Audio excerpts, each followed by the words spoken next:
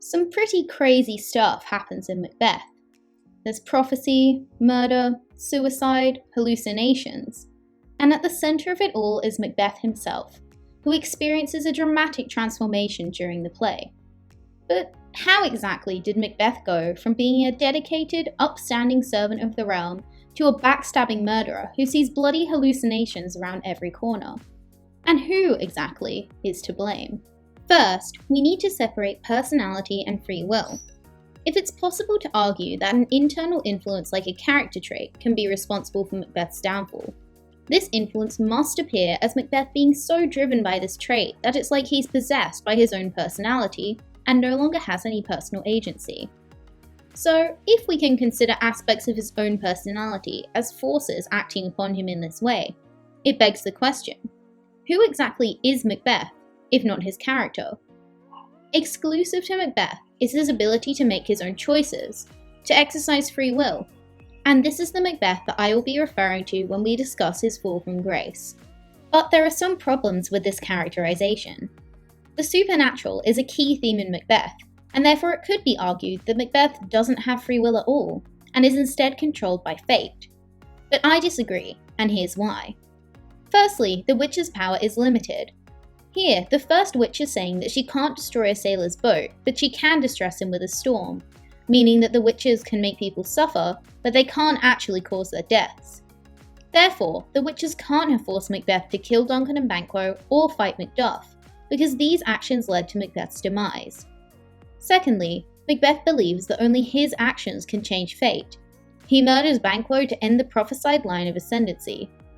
If Macbeth didn't believe that he could change fate, why even attempt to kill Banquo?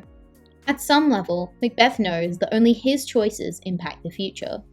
So, we can agree that Macbeth has free will, but he is also affected by other influences in the play. Let's start with the ones inside his head. Macbeth's fatal flaw ambition is a primary contender for causing his downfall. This reveals itself as early as Act 1 when Macbeth, after ruminating on killing Duncan, decides to have a little reflection on his character. Here, Macbeth is using metaphor to explain that he can't fully control or limit his intentions because of how ambitious he is, and Lady Macbeth agrees. But Banquo too is ambitious. In this quote, he is excited by prophecies of greatness, but he doesn't commit terrible crimes to realise them. Therefore, it must be Macbeth's personal choices that are his undoing. Additionally, if Macbeth was not responsible for his misdeeds, why does guilt and paranoia terrorise him throughout the play? Here, Macbeth's paranoia is overwhelming him, and by using a sneaky biblical allusion to Mark 9:47, he essentially admits guilt.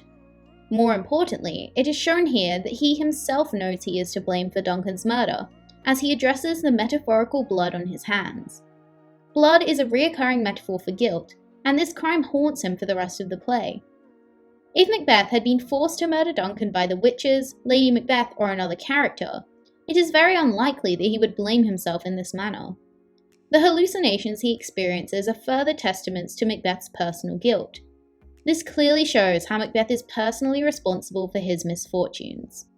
There are also external forces that can be said to have influenced Macbeth.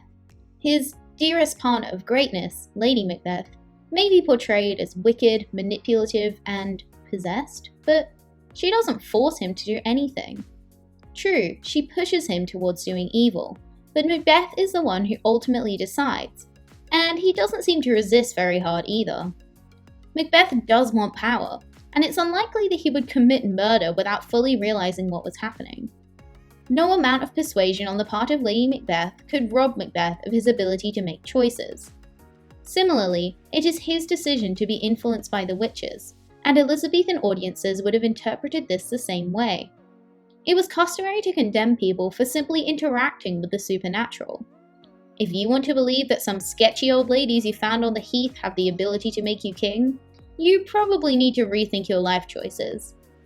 Therefore, despite any external influences, Macbeth still had the freedom of choice to make the right decisions. In conclusion, we can clearly see Macbeth's downfall was entirely his own fault.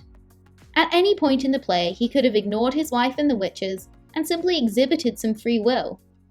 If Macbeth had held on to the courage to make his own decisions, perhaps Scotland would have ended up a far more peaceful and less murdery place after all.